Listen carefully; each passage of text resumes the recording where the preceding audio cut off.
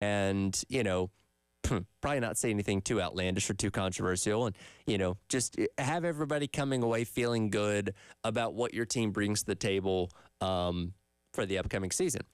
And as far as learning, when you look at South Carolina, I feel like the message they came into media days with that I feel like resonated for the most part was, yeah, we know you're going to doubt us, and that's okay.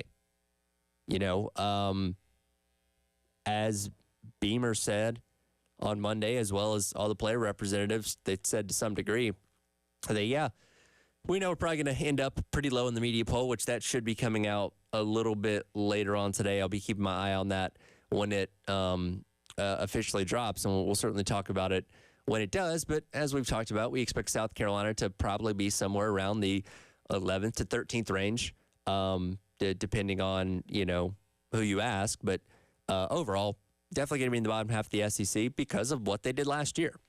And I went back several weeks ago and looked at the media poll projections for every year under Coach Beamer, and they're basically taking whatever South Carolina had done the year before and saying, okay, well, that's what you're going to do this year. Now, yes, again, South Carolina has proved them wrong before and also been worse than they projected, like they were last year. So, I imagine that, and again, this is kind of where the FBI has South Carolina, probably looking at them being somewhere around that 5-7 range, which would net them to be around, again, 11th, 13th in the overall standings, because, again, we no longer have divisions. So instead of going 1-7 on the East or the West, it is now truly a 1-16 with Texas and Oklahoma joining the fold. But again, South Carolina seems to be embracing that. Like, yeah, we know you're not going to think very highly of us.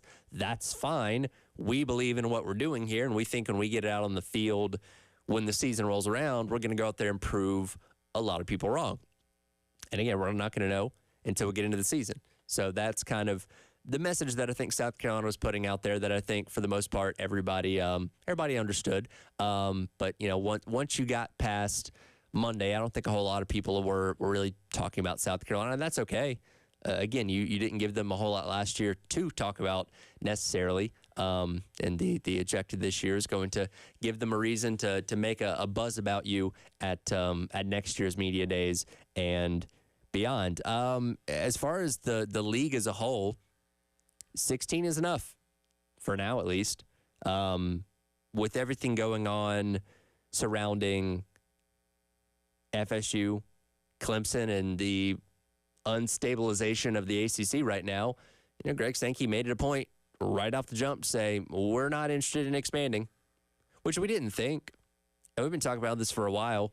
The SEC has been very meticulous when it comes to their expansion, when it comes to teams that adding in to their conference. So we didn't think that just because FSU might be able to get out of the ACC that the SEC would be like, yeah, come on over, join us. No, we knew that was probably not the case, but hearing it from the horse's mouth confirmed it and officially shut that door on those two schools. Again, even if they're even able to get out of the ACC, which I don't know how they'd be able to do that. That's a hefty sum if they're able to, but if they are, more power to them, and have fun in the have fun in the Big 12, I guess. And again, this doesn't mean that the SEC can't expand one day down the line, but when you look at how rampant realignment's been in college football for the past 10 to 12 years, the SEC has been on the tamer side.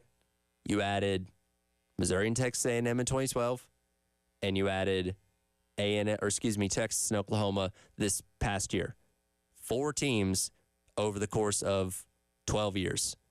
That pales in comparison to the shifting that's gone on in some of these other, power conferences in that same time frame. So again, I don't expect the SEC to change anytime in the near future. Texas was truly the headline of the week because, again, one of the 2 new teams, you're in Dallas, in the state of Texas. There were Texas questions asked to every head coach, I believe,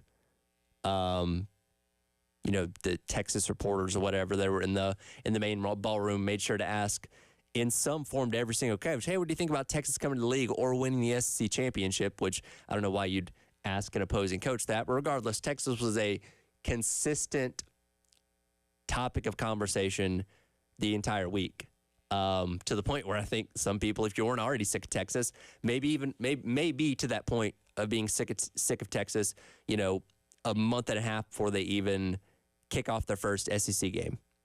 But they're confident, and that's kind of my one takeaway when you look at Texas, is that they are a confident bunch, and rightfully so. When you come in off of playing in your first college football playoff, when you won the league, the Big 12 for the first time in a long time, and finally, in their mind, reestablish yourself as quote unquote back after years of the collective sum of, college football media clowning you because you weren't back, despite how many times that you said it. So you feel justified coming into the SEC, feeling like a big dog.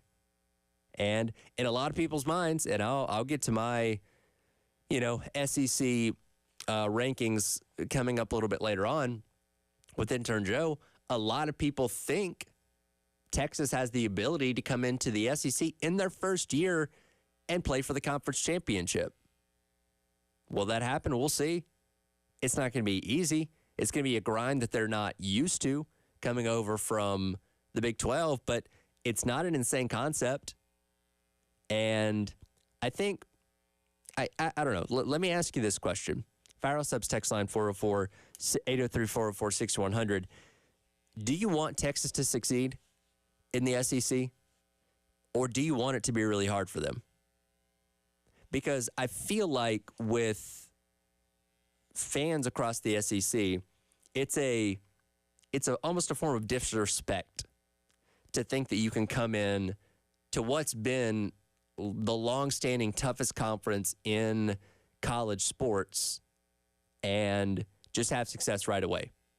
Like, I think a lot of people feel like there's a initiation process, right? Like, you got to come in, got to get your teeth kicked in, and then after a couple of years, then you can acclimate to being a great program. Missouri came in, didn't have a phenomenal, had an okay first year in the SEC. Texas A&M, now that was the Johnny Manziel year, and that was kind of the anomaly, but they quickly settled into what A&M was going to be for the next decade by being an okay team for the most part.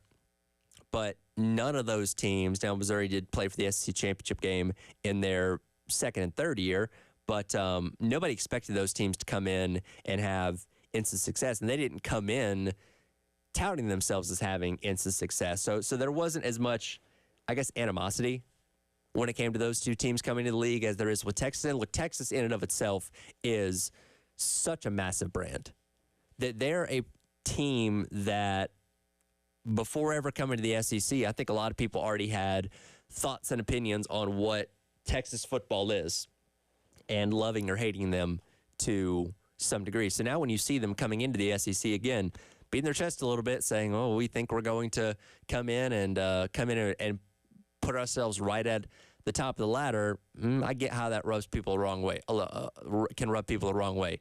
But again, what are your thoughts? 803-404-6100. Do you want to see Texas come in and succeed right away, or do you want them to, have to earn their stripes a little bit in the SEC?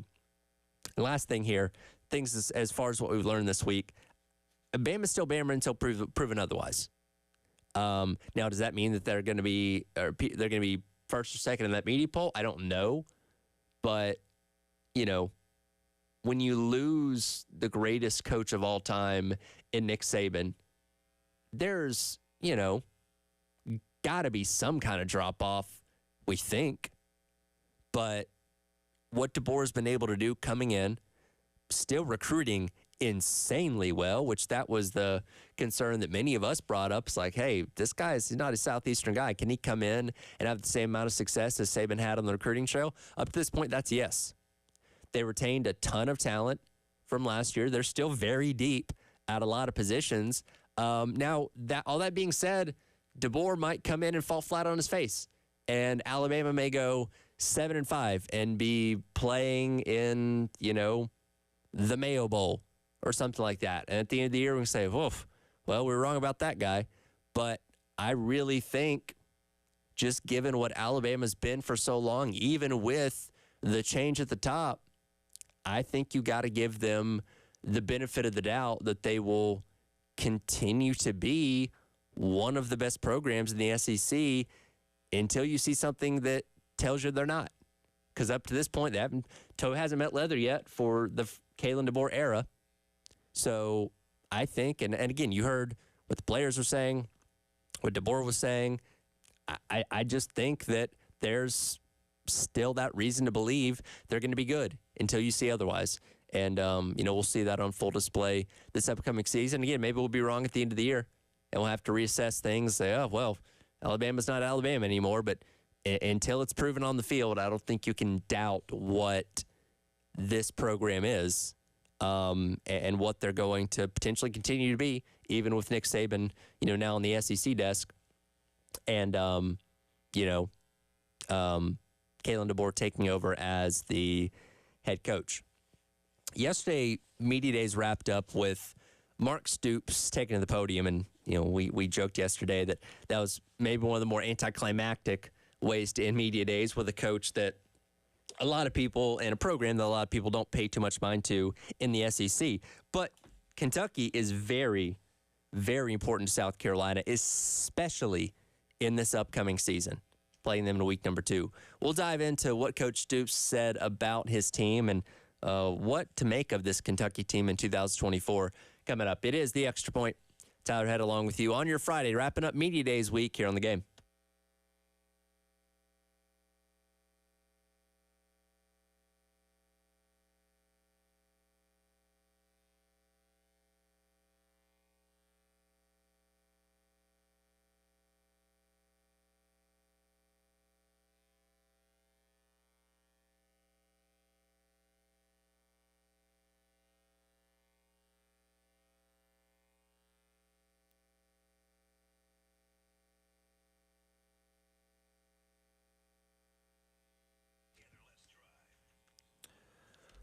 Oh, it rained a lot here in the Columbia area last night. I looked out my window in the midst of that storm. It looked like a hurricane.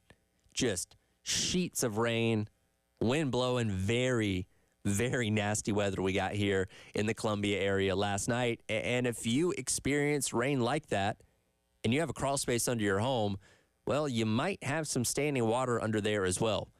And when you have high humidity and condensation in that crawl space, that can create an environment for mold, mildew, and pests, including things like termites. Can lead to wood rot and floor joist problems. Musty smells or awful odors can resonate through your home that can cause things like runny nose, itchy eyes, and coughs. Because half the air that you breathe in your home comes from your crawl space. That's where Canty Foundation Specialist comes in. Any problems with your crawl space, go online to cantycanfixit.com and schedule an appointment, again, online at cantycanfixit.com for our friends at Canty Foundation Specialist.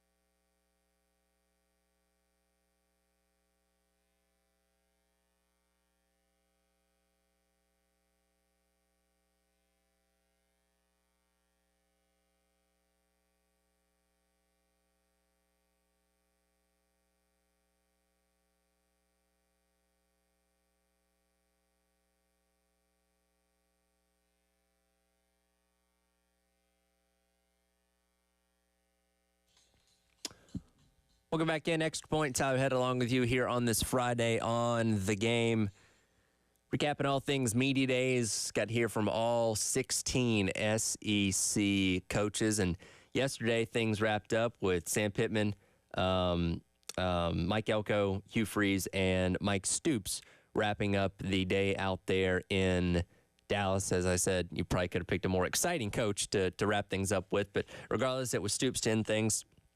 And while Kentucky football may not be of particular interest to a lot of people around the SEC, it is vitally important and interesting to South Carolina this year. And really, I think it's not a crazy thing to say that might be the biggest game on South Carolina's schedule as of right now in week number 2, because it is a true swing game. It usually is a swing game, and I've used this before where I said, South Carolina fans look at Kentucky the same way that Kentucky fans probably look at South Carolina and say, well, we should beat that team every single year. The past couple of years, South Carolina's got the better of Kentucky. And this year, these two teams are so very, very similar in a lot of ways, because there's so much new faces, new places, a lot of transfers, all that kind of stuff that it's really going to be a prove-it type of game for both teams. And,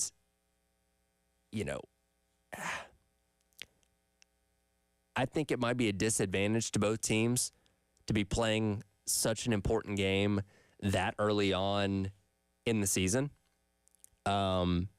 Because, again, for those first couple weeks, you're still trying to figure yourself out, who's doing what, reps, who's your best at certain positions, all that kind of stuff. And playing a game that important is going to be detrimental to one of these teams, there in week number 2.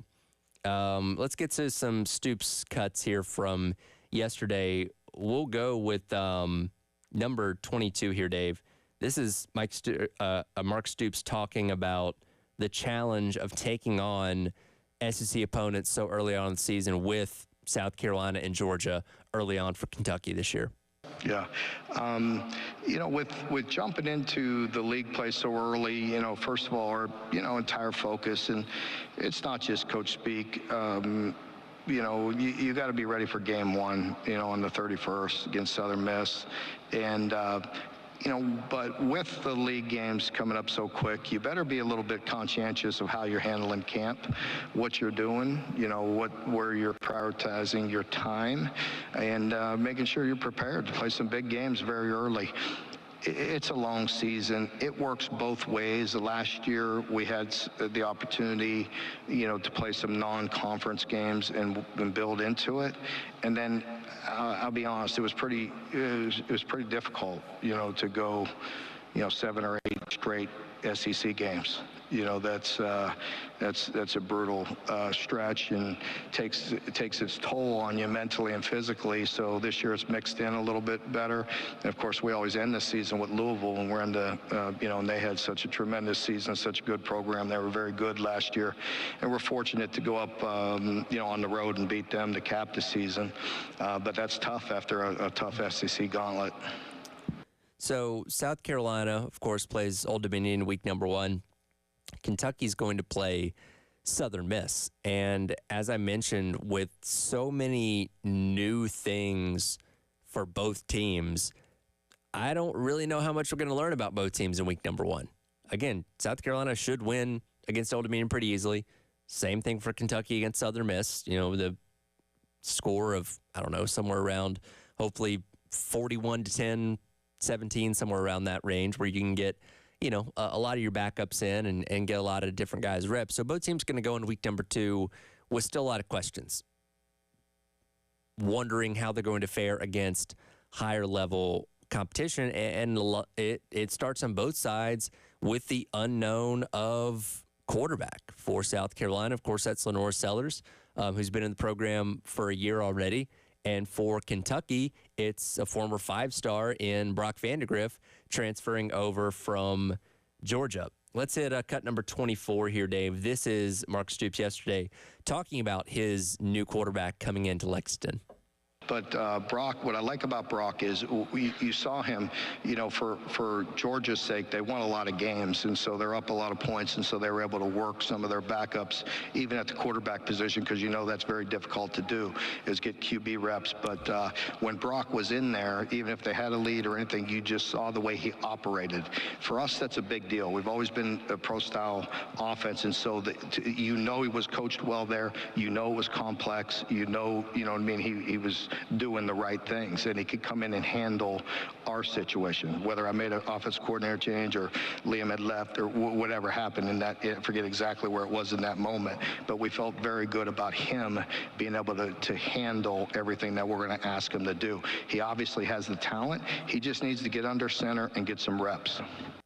A very talented kid, as I mentioned, former 5-star, flipped from Oklahoma, to Georgia several years ago, and was thought by many to be maybe that guy that was going to take over after Stetson Bennett left. That job obviously went to Carson Beck, and Vandegrift, wanting his opportunity to play somewhere, decided to transfer out to Kentucky. But again, we still don't know how good Brock Vandegrift is at the college level.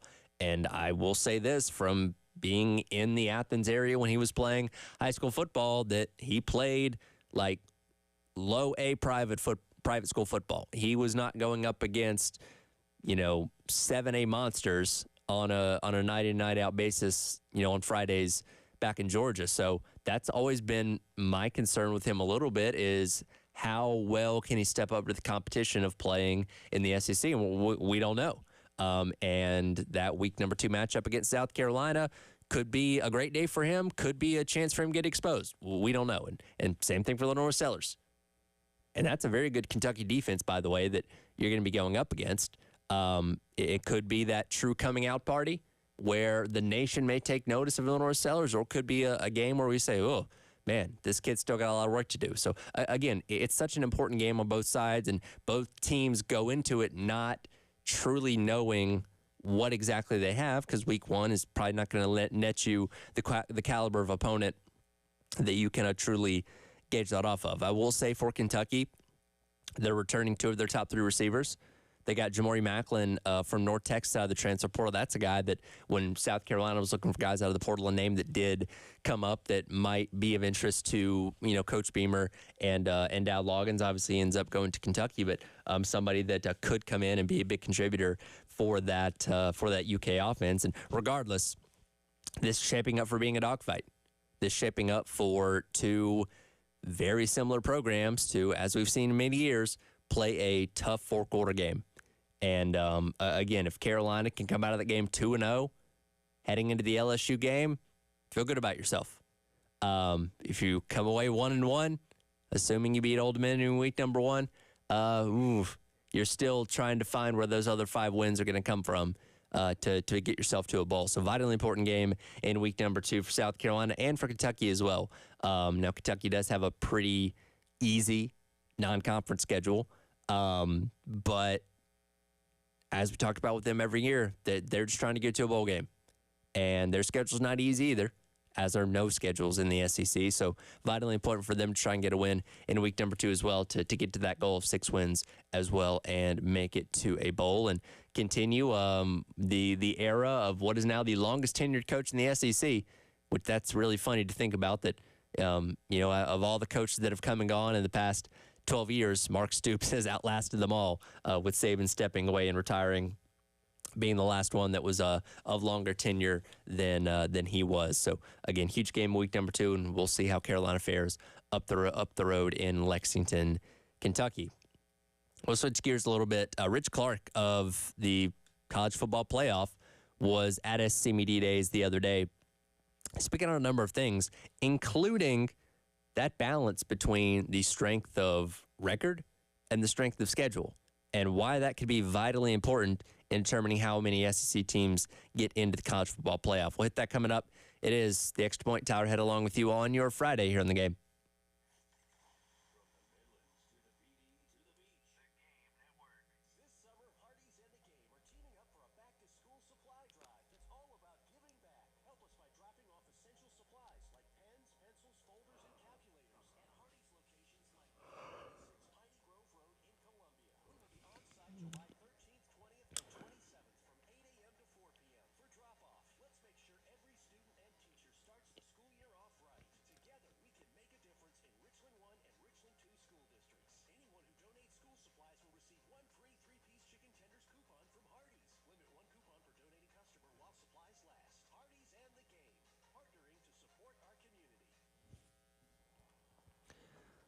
Oh, it's always a great time with our friends over at Twin Peaks, and got some boxing to take in coming up tomorrow night. Fear No Man, the epic boxing matchup between Jake Paul and Mike Mary, is live from Tampa, Florida. Get to the Ultimate Sports Lodge to witness every second of knockout action, and of course, enjoy all those amazing drinks, food, and TVs as far as the eye can see. Coming up next week on July the 24th, it is National Tequila Day at Twin Peaks. They know their tequila. Life's too short to not celebrate National Tequila Day with top shelf spirits. Come into Twin Peaks and order a shot of your favorite tequila, dressed and chilled, or treat yourself and try something new. Again, that's coming up on July 24th with National Tequila Day. But you can come into the lodge any day and enjoy the great food, the great beverages, and of course all the great action on TVs from wall to wall. That's Twin Peaks down in the Vista.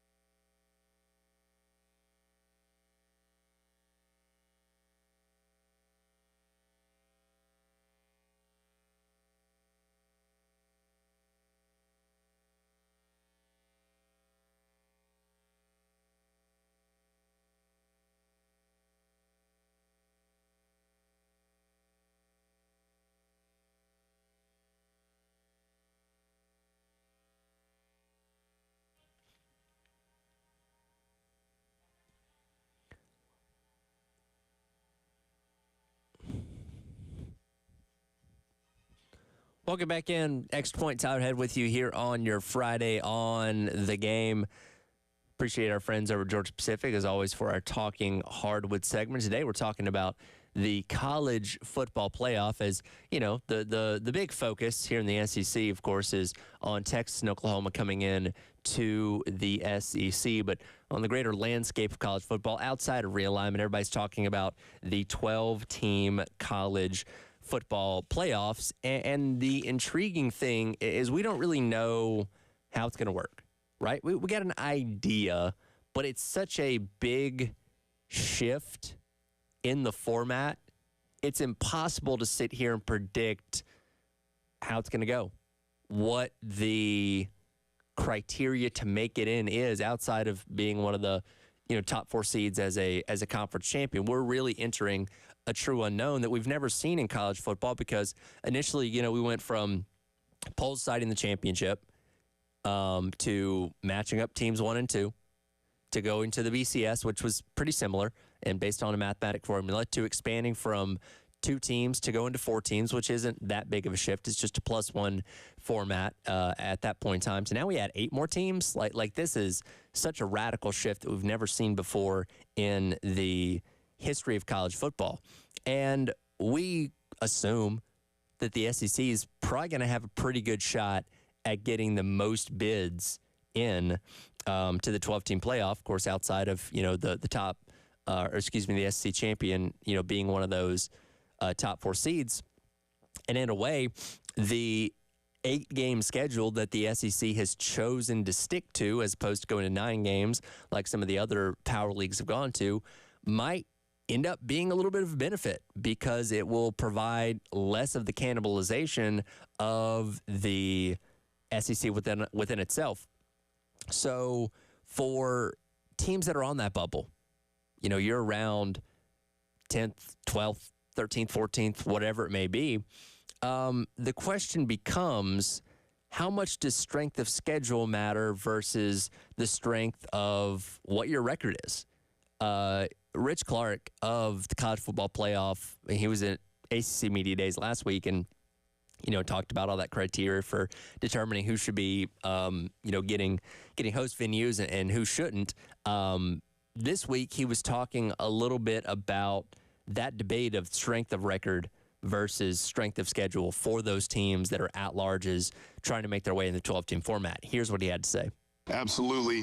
So what I'll say first, both of those, you bring up 2 great criteria that the selection committee is going to use. How it's weighted is hard to say, because there's the data that the selection committee has, and they have a lot of data. They look at iPads. They get iPads every week so that they can watch every game that's pertinent to that selection process. And they can watch a game in actually 45 minutes or an hour because of the way it is laid out on the iPad.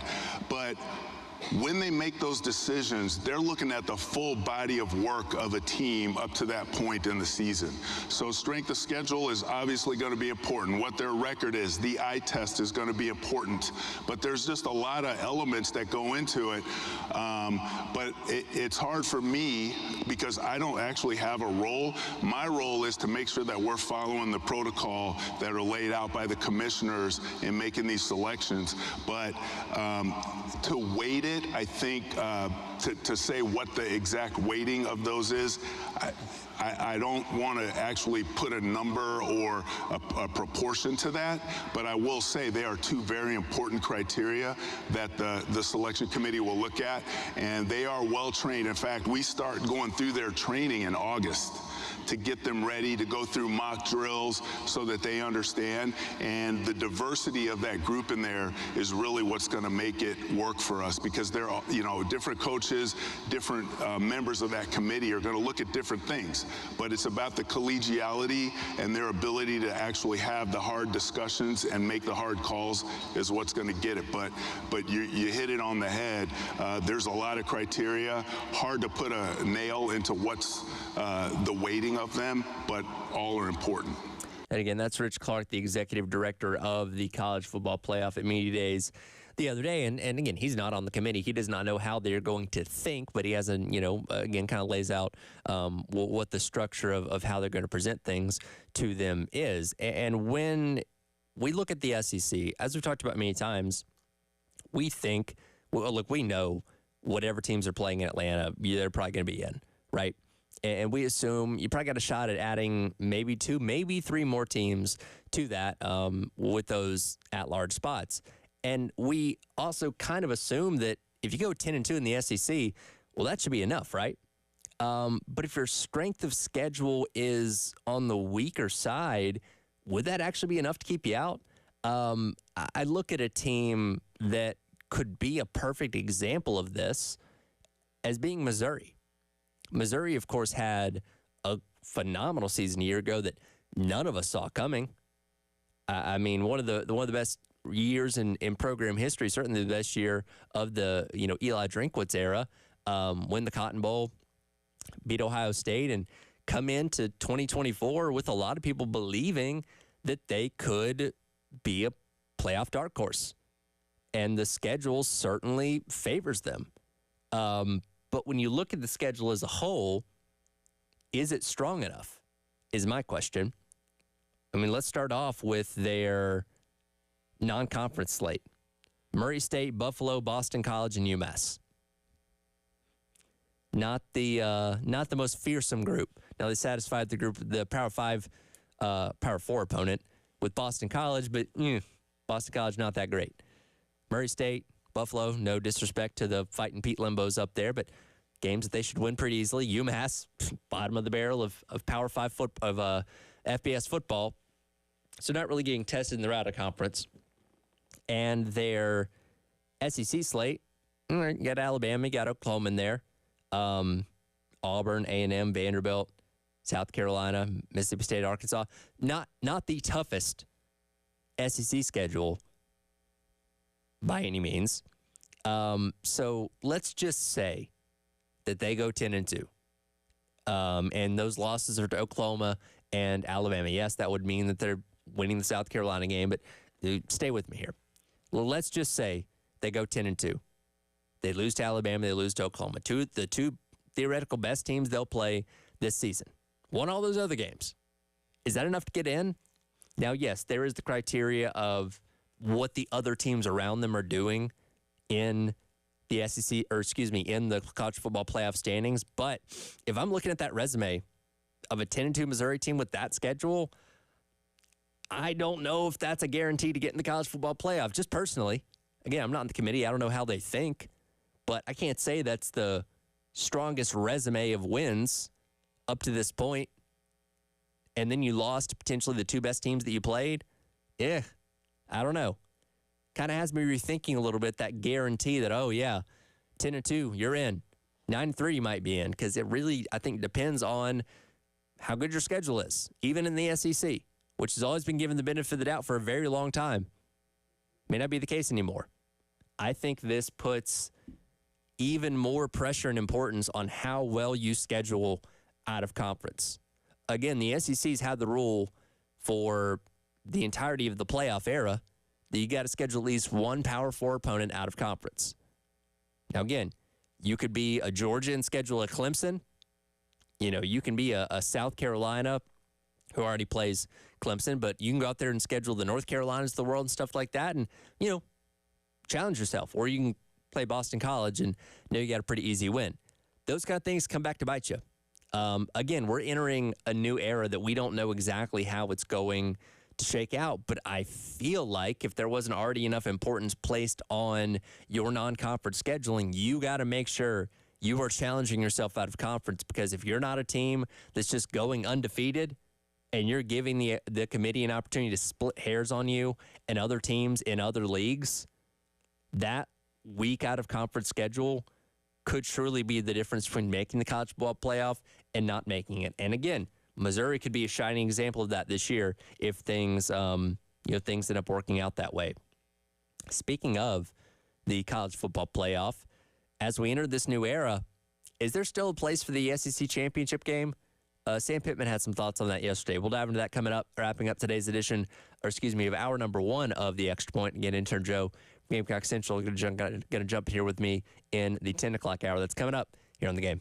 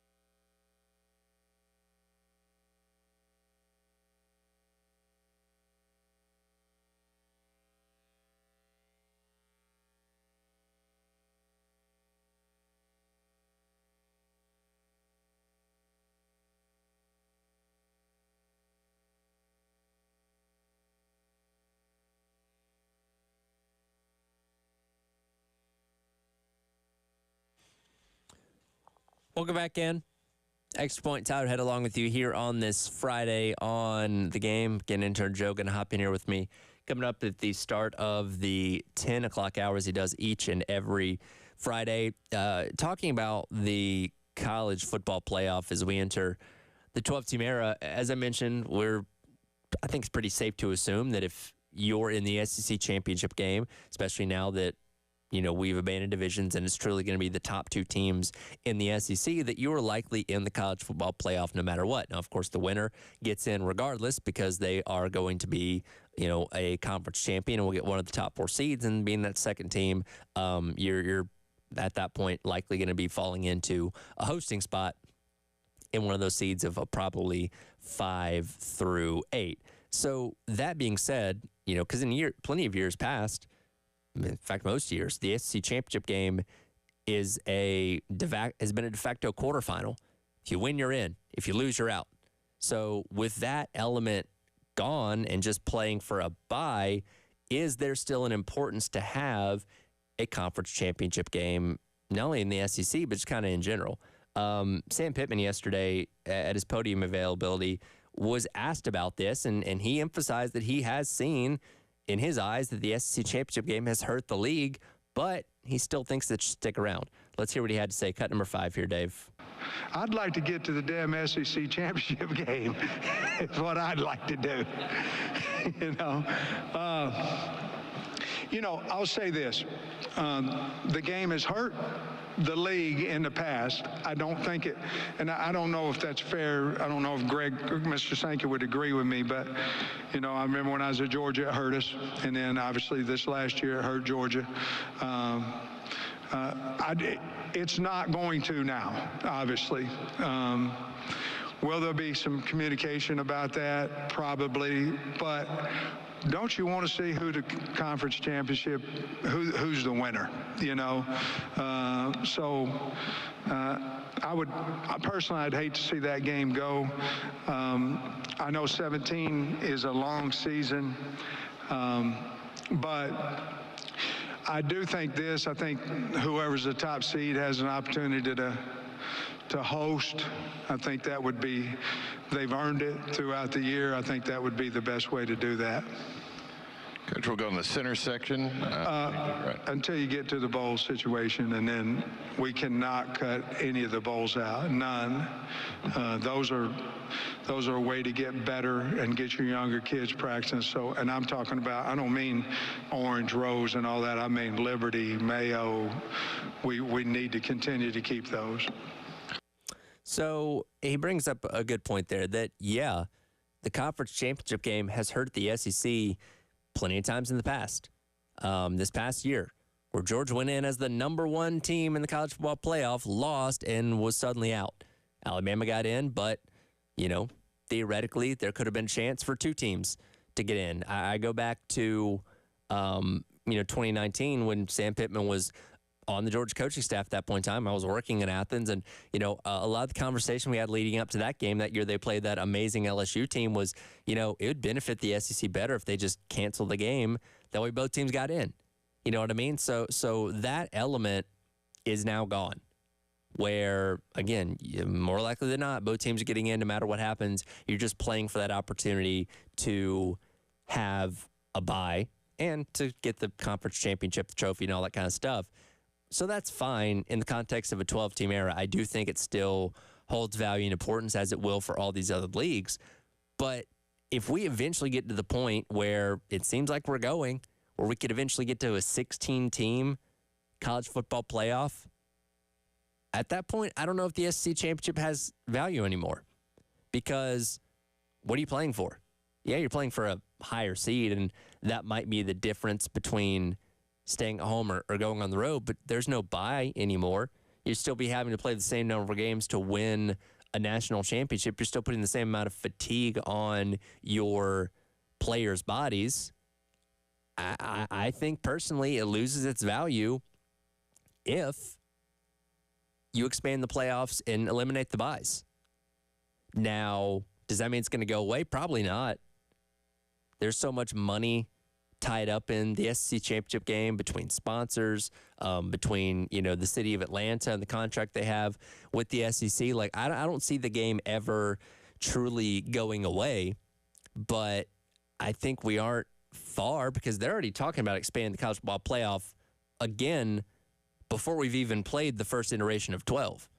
Now, Rich Clark did say they're going to wait until after, this year's edition concludes to start talking about the next, but it seems like 14 and 16 aren't that far off on the horizon. So we could only be a couple years away from the SEC championship just being another game. And yeah, again, you get a trophy, you hang a banner for it, but at the end of the day, what true benefit does it provide to your team to play in it? Because at that point in time, if we're talking about at larges, that third team, if they get in, of course, is benefited better because they don't have that extra game of wear and tear on their bodies. You know what I mean? They got an extra couple weeks off by not playing in the SEC championship game. So again, it's a conversation to certainly have more down the road, but again, it's devalued certainly in the 12-team playoff, and in a more expanded playoff, I think it could be, I don't want to say worthless, but almost completely devalued outside of the trophy and the banner. You know what I mean? So be interesting to see what happens. Again, hour number 1 wrapping up here of the Extra Point. Coming up next, intern Joe from Gamecock Central will hop here with me. We'll get some more thoughts on what happened at Media Day this week, and also determine who we think should be where in the SEC media poll. It's all coming up. Hour number 2 here on The Game.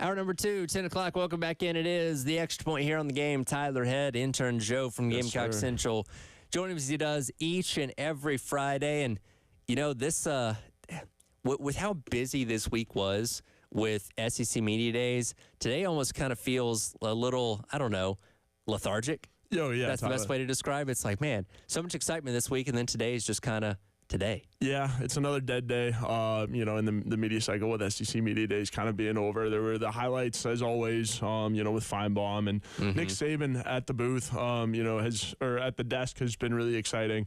It's been fun to watch, and I think, that was, one of my main takeaways, how great Saban was at the desk and how great it's going to be, minus the usual exchanges of SEC Media Days that we usually get. But that shouldn't come as a surprise. Like, Saban, obviously, the greatest football coach of all time in the history of college football. And Terry and I were talking about this, I think yesterday, that like these past couple of years, because he used to just kind of be a stick in the mud, angry at the national championship trophy presentation because they gave up a third down in the second quarter or something like that. But he's kind of loosened up as the years have gone by, especially this past year, where I think we saw a lot of his personality come out to where now at the desk, whether it be, on SEC Network or on College Game Day, you're going to get obviously the incredible insight from the greatest mind in college football history, but he's also like actually a fun and entertaining guy as well. So I'm interested to see him with like McAfee on the desk, do something crazy, go do one of his kicking challenges or something. I'm interested to get to know more of Nick Saban, the person, not just the football coach. Yeah, absolutely. Well, yeah, Tyler, the pressure's off, right? He doesn't have to worry about, watching the tape afterwards and continuing to build the dynasty up to what it is. So now he gets to be almost like a fun grandfather figure, almost, sliding him into what the Corso role, I guess, would have been, which is, and I think from the analytics standpoint, because Corso can't do that anymore. Exactly. And I don't think they'll ever, nobody else will do the headgear. No, that it will with Corso. Whenever Corso is done, that will be done as well. It should be. Yeah, absolutely. But no, I'm with it. Saban, I mean, all the interactions were great. And, it was a good, nice tie-in for Media Days because the banter between him and Paul was pretty good, too. So, South Carolina, and I talked about this earlier, and we've kind of been talking about it all week, like Beamer's kind of message I feel like that got out there was, we know you're not going to think highly of us. You're probably going to pick us pretty low in the media poll, and that's fine. Yeah. We believe we're good, and we're going to go out there and prove it on the field. And again, that's not the most, I guess, attention-grabbing message that you can give.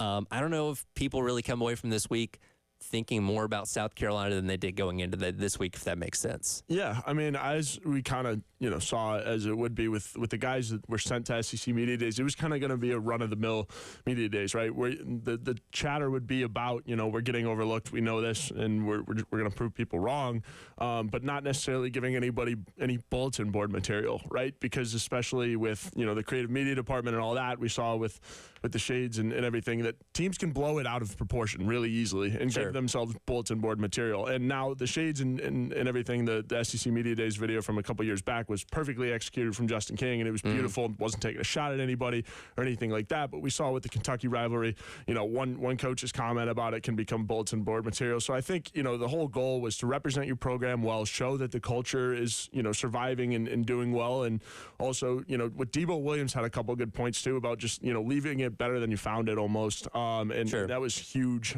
especially for, a team that has a roster, loaded full of transfers, right? These guys are coming in, they have to adapt to the culture quickly, and then, also learn how to, lead with it. And I think South Carolina probably looks at what a team like Missouri did a season ago. Yeah. No, nobody thought Missouri was going to be any good. We were laughing at Eli Drinkwitz for getting an extension after being under 500 in his first couple years there, and then went out there and shocked everyone.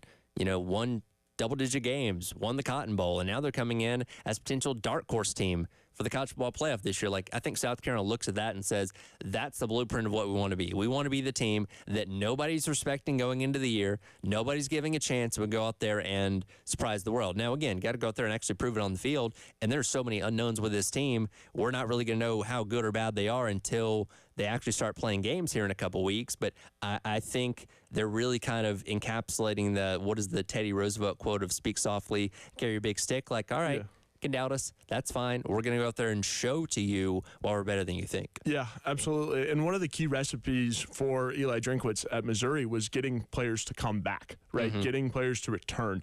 And so the guys that they sent to media days was a perfect example of it, right? Boogie Huntley could have left, right, and was rumored to leave, but then he got some help on the defensive line and stayed and has been a big leader for this team, since he's been here. But then Luke Doty also, Debo Williams could have gone in the NFL draft. Might not have been as high of a pick if he wanted to, but still, I compare Debo Williams to Ernest Jones all the time, right? Kind of an underrated guy, a really high motor, unbelievable leader and stuff, and he's going to be an incredible pro when Debo does declare. But again, coming back to South Carolina it's part of the process that Eli Drinkwitz is doing. And you saw he's got Luther Burden and Brady Cook coming back. So again, it's one of the key things. And again, I think South Carolina represented themselves well and conveyed the message. Right. And again, we should be hearing from Beamer again coming up later on next week at Birdies with Beamer, and we should be able to get from stuff from the assistant coaches as well, as we'll be almost right at a month until kickoff at that point in time. So it's coming up really, really fast.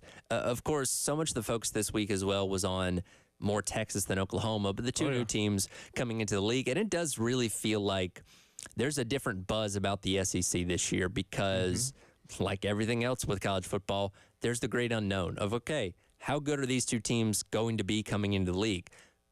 I think Texas can be really good. I think Texas does have a shot at being in Atlanta. Some people don't think that, but that's such a rare thing, as I was talking about earlier, that typically when teams come into the SEC, it's like, well, you gotta earn your stripes. You got to take your lumps and all that kind of stuff and be a better team a little bit later on. But Texas really has the opportunity to come in here and be a legit contender straight out the gate. And Oklahoma, well, like South Carolina, a lot of new things, new starting quarterback, rebuilding at a lot of spots. They could also be really good. We don't know, and it's going to be very interesting to see if they can come in and jump in feet first and be successful right away. Yeah, no, I'm really interested to see, how these two teams pan out. Texas, is coming in like on first base, right? They are a program that is well funded at the top of their game at college football.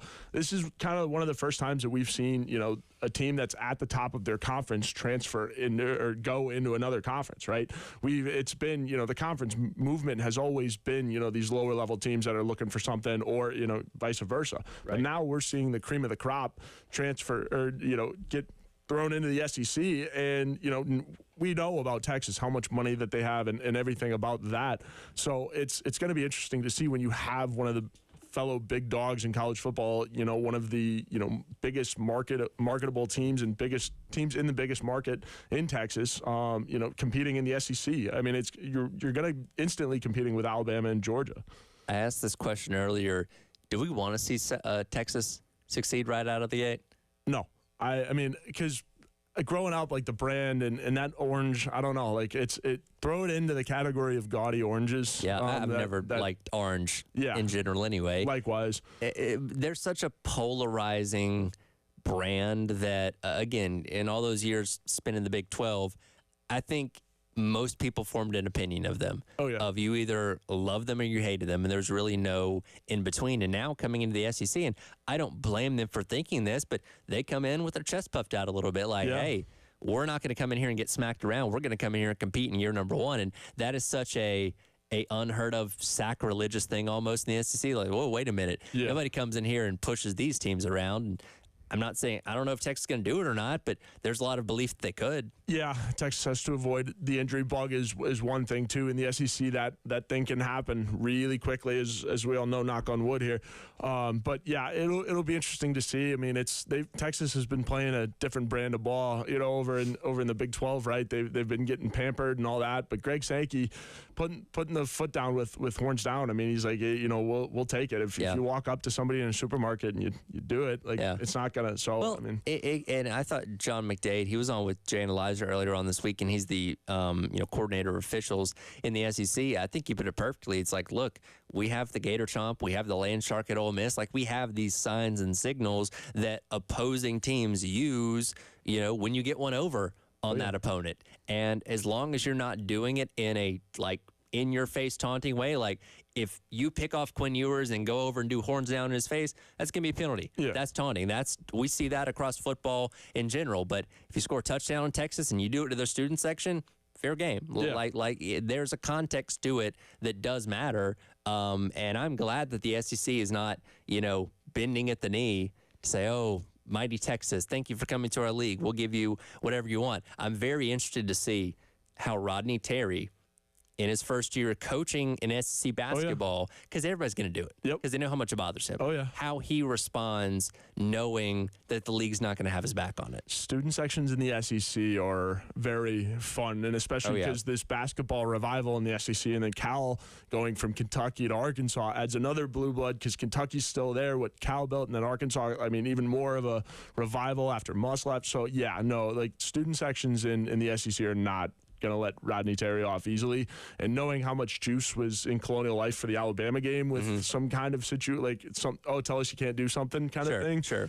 So the energy's certainly there for that. And, it'll be interesting to see how it translates. And I think, the taunting thing situationally, just use your best judgment. If you blow somebody up over the middle and throw horns down, what are you doing? If you're standing over them doing that, that's going to be a penalty. They're down and what, If you're with your guys in the end zone or on the sideline, do it all you want. That's perfectly fine.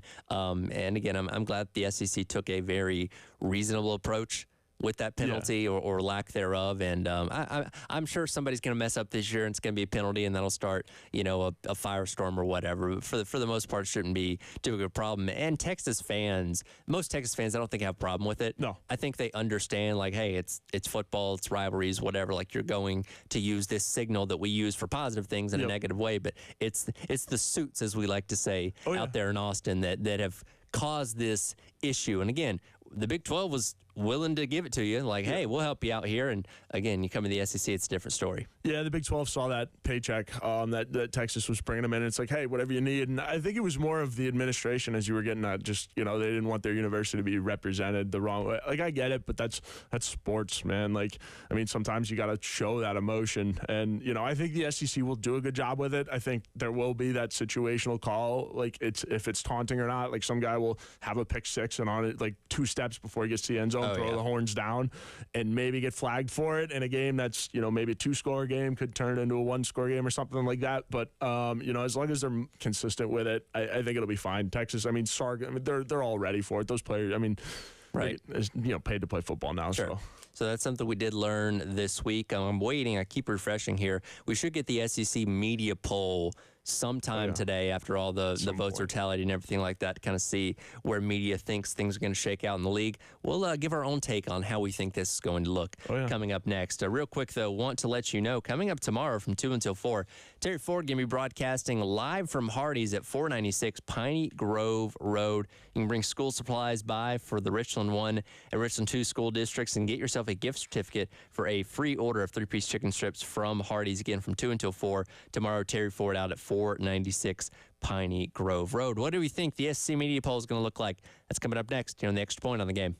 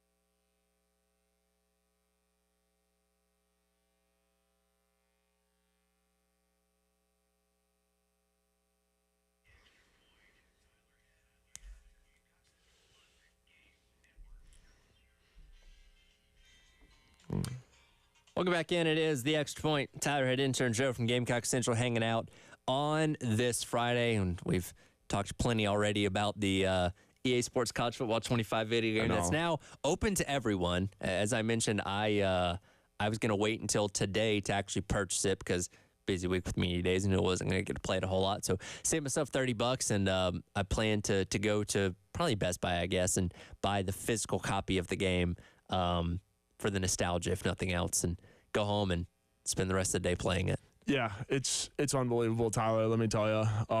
I've been playing it. I got roped into the deal where, with Madden and everything too, to get early access. I don't know, whenever the pre-order dropped, I was just so excited and got roped into the 130 whatever bundle. So I've been playing it for the last couple of days, and I mean all the rumors about Nick Harbor are true. He's a bailout on the edge. If you need a touchdown, just audible him, go route and see you later. It's ridiculous. We'll get more into this at the end of the hour. Also talk about some player ratings as well. But continuing our conversation from media days. Yep. Again, the media poll should drop sometime today. Where again, all those people that are out there in Dallas, including JT and Elijah, all cast a vote for how they think the SEC standings are going to end up at the end of the season. And this year is so unique because instead of picking 1 through 7 in East or West, it's truly 1 through 16. Top two teams are going to go to Atlanta, and then everything else after that, who knows? And with the league not split anymore, that really makes making one of these kind of lists very, very hard. Yes. I assume most people can have Georgia at the top. That is the prevailing thought. They're the best team in the SEC, should be in Atlanta, should be in the college football playoff, holding on yards.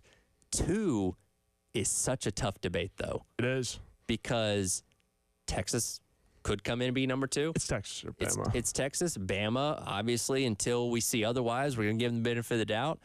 Could an Ole Miss jump up there and be a surprise? Yeah. Not really even a surprise, given what they did in the offseason. Yeah. They're supposed to be really good. I mean, where are you going with 2 here? 2, I mean, from my ranking, I have Bama. Okay. I think perennial powerhouse Saban's going to be a little bit more involved than people think because he's going to be bored during the week. Sure. So he's going to be, just there at practice. And as long as he's around, I think Kalen DeBoer will, stick to his guns, remember how to, keep things on track while also doing, his whatever he was, his scheme and all that and running his program as well. But no, I think it's Bama. I just don't think they can go away. And there's too much, in stake in Tuscaloosa still. I actually went with Texas at number 2. Yeah. I think with the talent that they have, and I know as many people are clamoring for Arch Manning, Quinn Ewers is one of the best quarterbacks coming back this year. Like, dude's got a shot at winning the Heisman. Going to be a high draft pick. Like, dude's a player.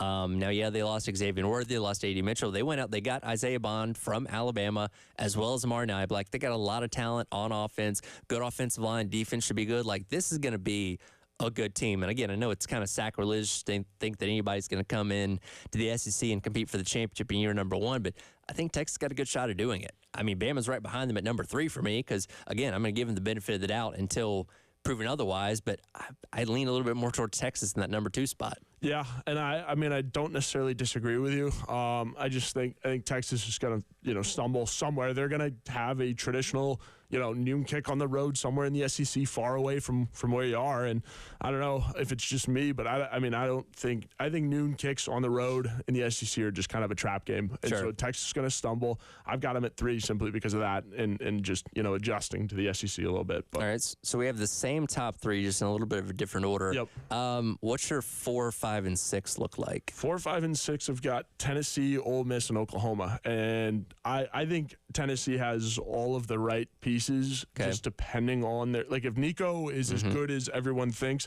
they're going to be in that 4 spot because they have the defensive line. Their DBs are decent.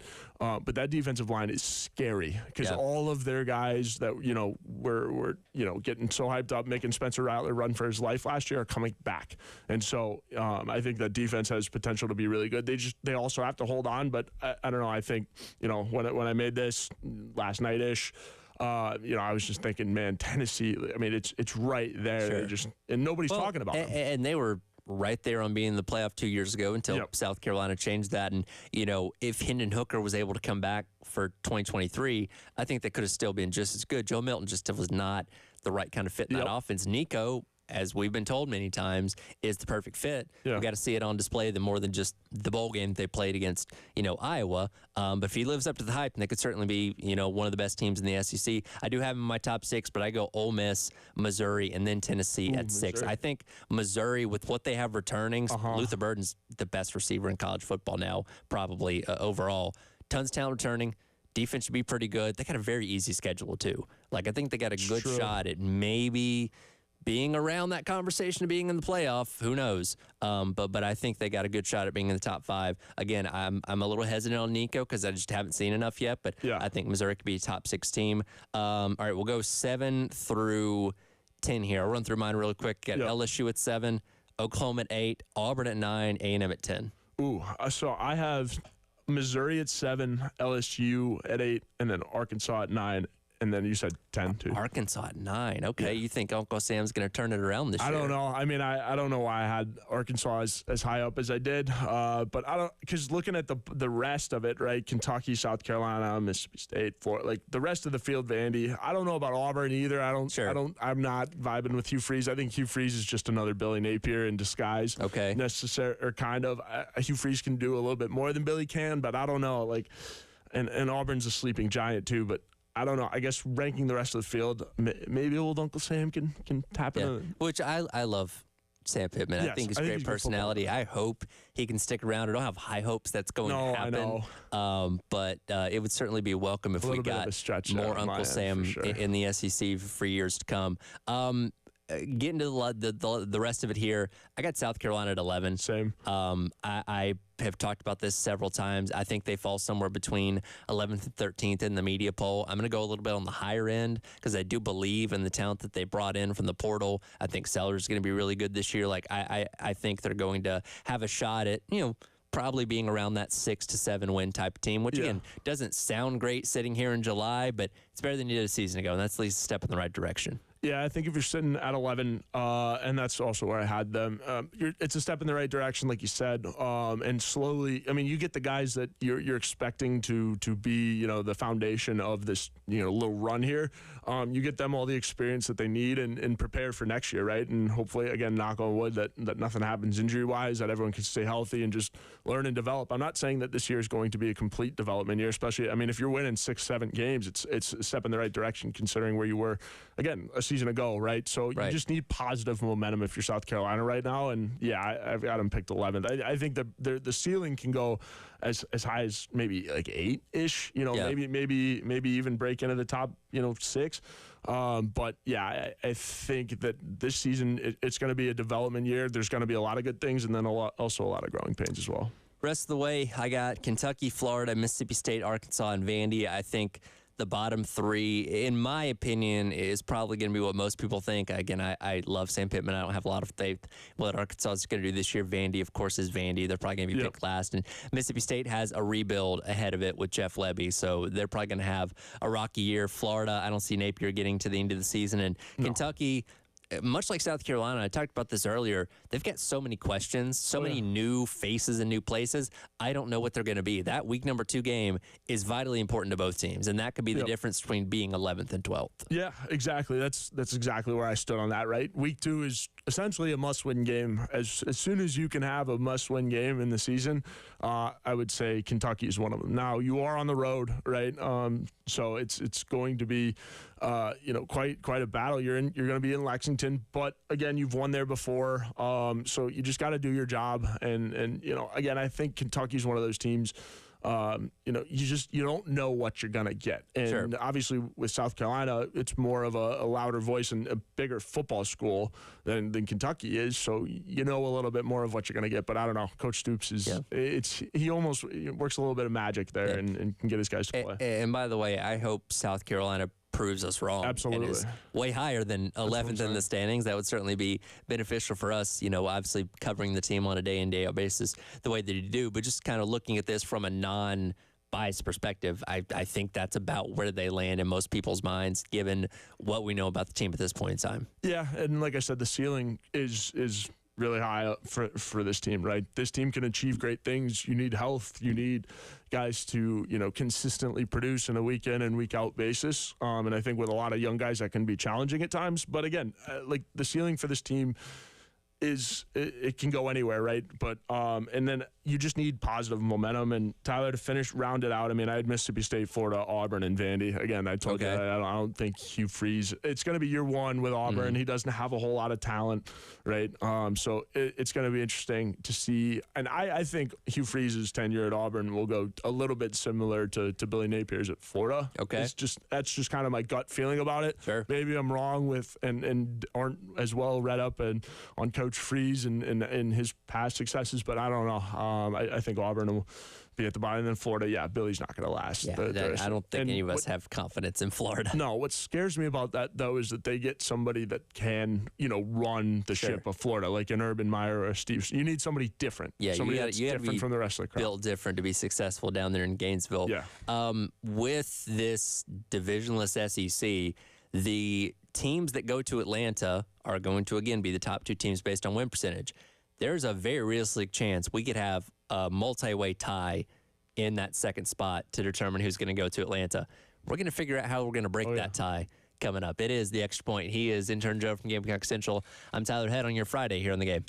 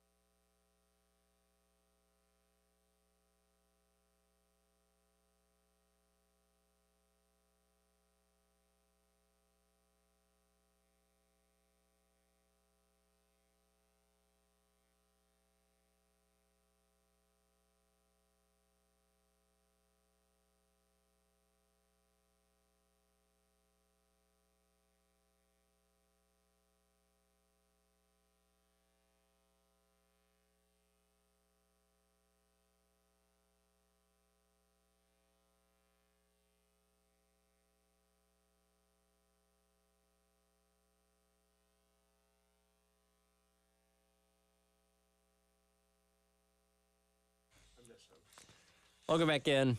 Extra Point, Tyler Editor Joe from Gamecock Central, hanging out with you all on this Friday. Appreciate everybody checking us out on the Game TV, sponsored by Shepherd's Glass, powered by our friends at Integrated Media. You can also listen to us on the 107.5 The Game app. Just head to the App Store, give it a download, take us with you wherever you go. So Greg Sankey was posed the question earlier this week on if the SEC had determined a tiebreaker format yet for its new divisionless format. He said no. They're still working on it. Something should be coming out in a couple weeks. So since we don't have a tiebreaker format yet, I figured we could come up with the best version of a tiebreaker here.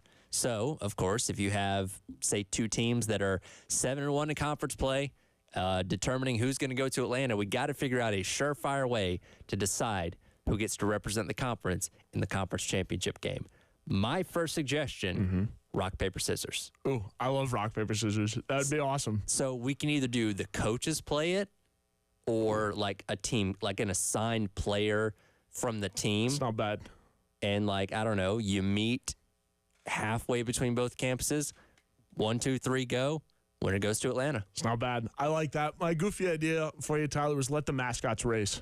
Okay, I like that. I have full faith in Cocky, or if we let the live mascot, Sir Big Spur, if we let Sir Big Spur race, just fly to the end. Like, it's pretty easy. But our Cockies are the best, or Cocky is the best. I worry about Cocky because of the feet.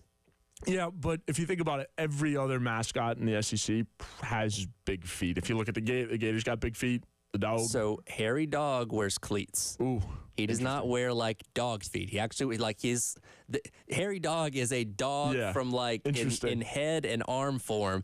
Everything else is just football player. My money's still on Cocky. He might have an advantage because he wears cleats. I'm trying to think like the Razorback. Is there no shoes? Does anybody? Yeah, does somebody dress up as the Razorback? I think so. Okay.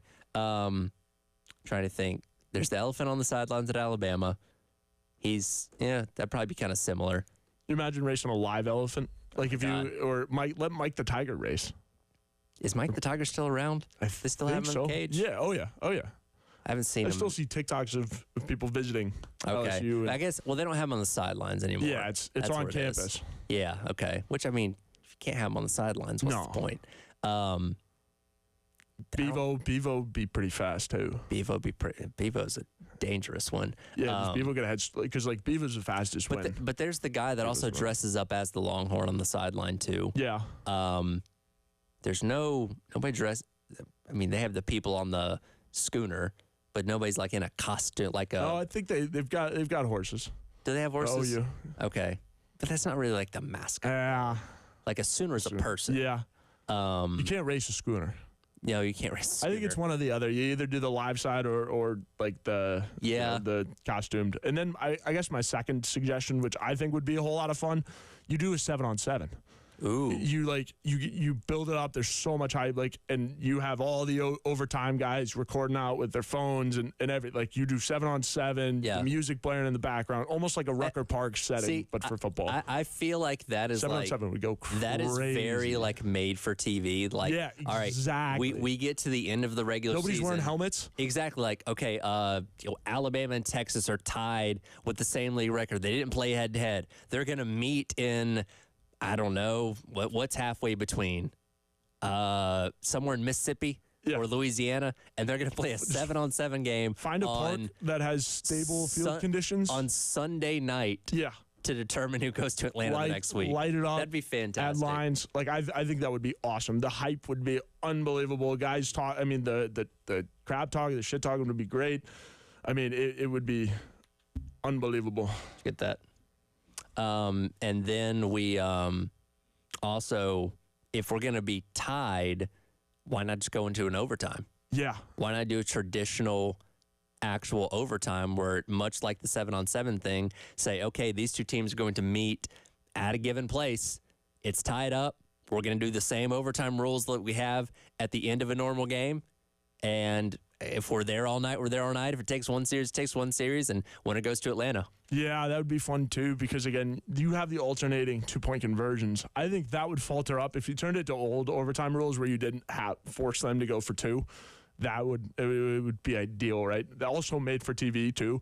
Maybe even, I mean, shorten the field. You only need whatever, but yeah, go to I don't know if they've played home and home. Like you can find a split to whoever's at home or play it at a neutral site. I mean, you can play it anywhere. Given the fact that we now have college football 25, similar to rock paper scissors, have somebody on the team that represents you, like, because here's the thing. By the end of the season, I think every team's going to be able to say who their definitive best player is. CFB 25 player is going to be. All right, we're going to, like, and you don't even have to travel for this, do online head-to-head. So, all right, Quinn Ewers is going to play Jalen Milroe in a game of college football 25, and the winner goes to Atlanta. Stream that, host it by like Mr. Beast or something, like right? That is made for TV SEC Network Gold. Right, yeah. Like, all right, we got a tie. Tune into the SEC Network, 8 o'clock Sunday night to determine who's going to go to Atlanta. All of the esports get huge crowds. So can you imagine? I mean, do it like the Heisman Trophy presentation. Have a stage with 2 monitors facing each other and you know, blow it up. Have all, like, do it in the Sphere, for God's sakes, or something, right? Like, can you imagine? So cool. That would be so cool. Or even, I mean, I'm sure you could run a 7-on-7 in the Sphere. Is it big enough? I don't know, but that would be. I mean, it's a concert venue. Wild. Yeah. And you only need about, like, what, 20, 30 yards? Yeah, you don't need a full regulation field. You imagine? I'd have to look at the schematics of the Sphere. I don't know if, and I don't know if it's wide enough, but that would be crazy. Right. Or at least at the very least doing a college football 25. Also hot dog eating contest. Oh, that's like not the bad. Nathan's famous. Get the best eater on your team, which again, I feel like everybody has an opinion on who that would be. And we line them up, we give them 10 minutes and a ton of hot dogs, and whoever downs the most. Now, that player might not be in the best shape that upcoming week to play in Atlanta. Maybe go with like a backup. Yeah. All right, we got a backup linebacker that we think can put down some hot dogs. We'll send him. Every team has that backup offensive lineman who can, you know, really put it down. And so, I mean, I like that. The hot dog eating competition's not bad. I mean, you could throw donuts in there too, or I mean, protein shakes, something like that. You also get in the gym too, try to throw some weight around. I know the strength and conditioning coaches wouldn't necessarily like that, but you do it. I mean, maybe like whoever can deadlift the most, you know, just guys being dudes kind of thing. Like, you know, whoever can throw the most weight around, because it'd be a lot of fun to watch too, stream that. How about we just let the coaches fight? Yeah. Oh, yeah. Give them some boxing gloves. Yeah. And a ring. DeBoer and Steve Sarkisian. It'd be pretty good. Whoever knocks the other one down wins. Yeah. I mean, Chris Fowler. Have you seen Chris Fowler recently? He's huge. So, I mean, really? let him referee, man. He'll break that fight up easily. But, like, I'm sure Sark's been working out, but I don't know, man. I mean, Shane would have a pretty good... Shane is small, but he's scrappy, I feel like. Yeah. Oh, yeah. Absolutely. Might have a chance. But, again, until the SEC gives us a definitive tiebreaker, all these possibilities are on the table for me. Oh, yeah, absolutely. And then, I mean, there's always the mascot fight, too, the mythical creature and whatever. Like, I mean, who wins? And we talk about that every once in a while, too. But we'll come back and we'll talk more about college football 25. Take a look at some ratings for South Carolina players as we head into the game. It is the Extra Point. He's intern Joe from Gamecock Central. I'm Tyler Head on your Friday here on the game.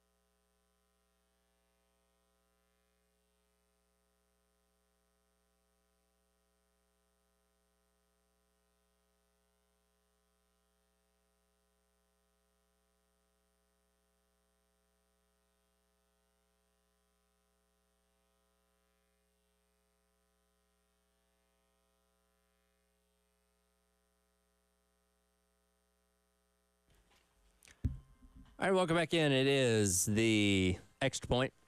Tyler Head, intern Joe from Gamecock Central, wrapping up today's edition of the show. Chris Clark will jump in here with me for the Gamecock Central Takeover Hour.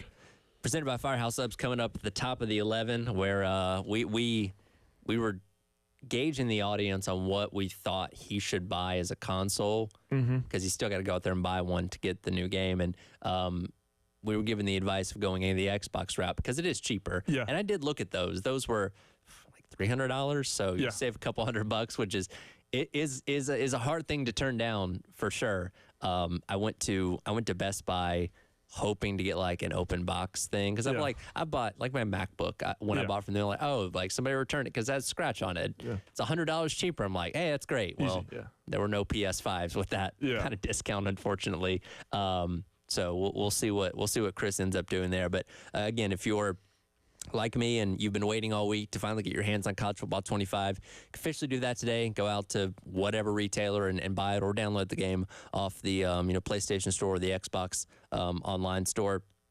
And I imagine a lot of people, if you're listening to this, will probably want to play with South Carolina. So we have a list here of South Carolina's player ratings. Do you have it pulled up? I don't have it pulled up, but I can. Don't pull it up. Oh, okay. All right. This is our game for the week. All right. I want you to see if you can guess who's rated what. All right, yeah. All right. So, and I will tell you, there are played the game too. There are no South Carolina players rated in the 90s. So everybody is below 90 in this. And EA Sports put out their ratings the other week of the 90 and above club, and no Gamecocks involved in that.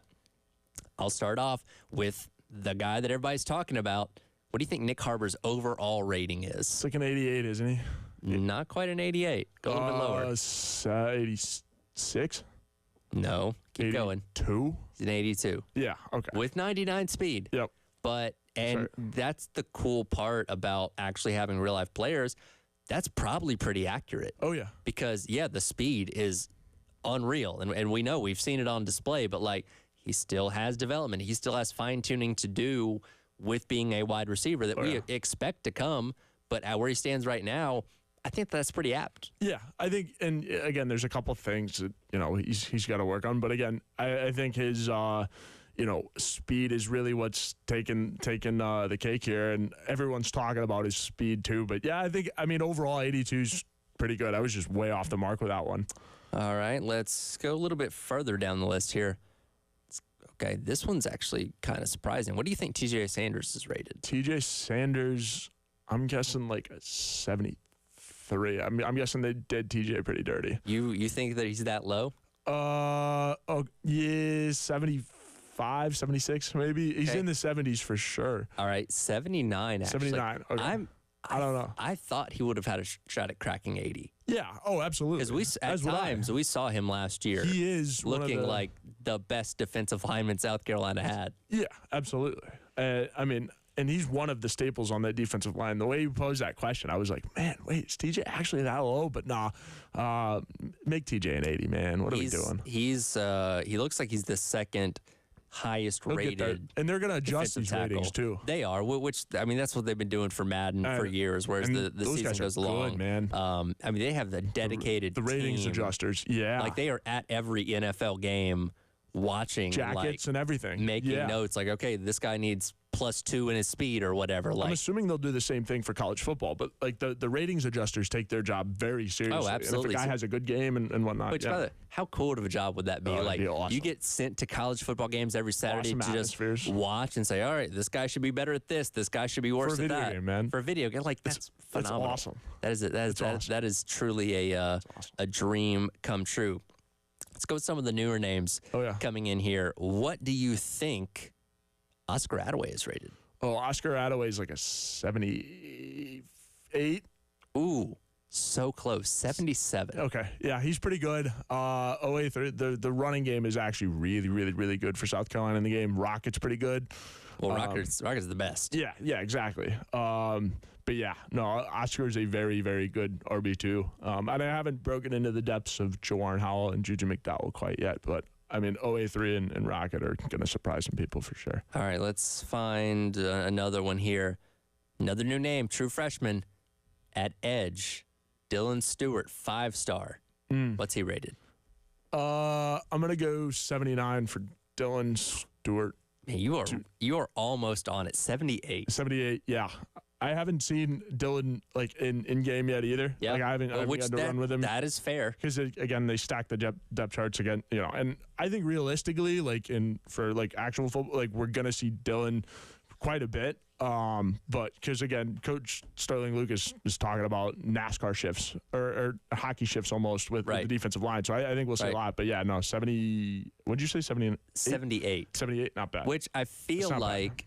And I'll go ahead and tell you that Lenore Sellers is also 78. Yeah. I feel like 78 is very much, especially at a Power 4 level, until we see otherwise, we think you're going to be good, but we don't know just how good yet. So, like, that's kind of that in between. Yeah.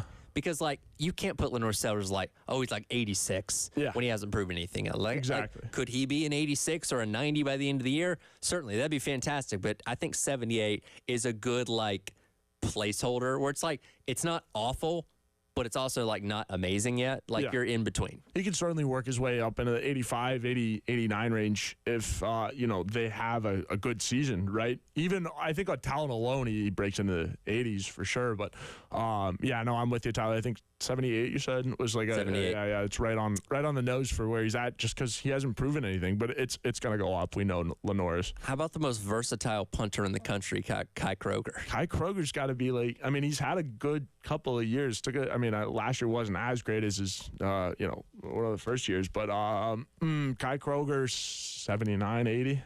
80. You're right on 80? It once again. Yep. I'm interested to see what his leg, man. His throw accuracy is in the game. Yeah, it's got to be obviously great. Phenomenal. All the years with Lembo and then Joe DeCamillis. I'm expecting them to continue the fun on special teams with Joe D. Is Hunter Rogers in this game? I'm looking for his rating. He's got to be on a roster. I would think so. I would think he'd probably be one of the higher rated ones. I mean, he's a first team All SEC. I'll have to keep looking for it. I don't see it jumping off the page of me right now, but I feel like they might disrespect him with his rating. Yeah. But one of the best long snappers in the country. That's right. We'll see. That'll do it for today's edition of The Extra Point. Coming up next, Gamecock Central Takeover Hour presented by Firehouse Subs. Intern Joe, as always, a pleasure, and we'll see you next week. Absolutely. Appreciate you as always, Tyler. You're listening here on The Game.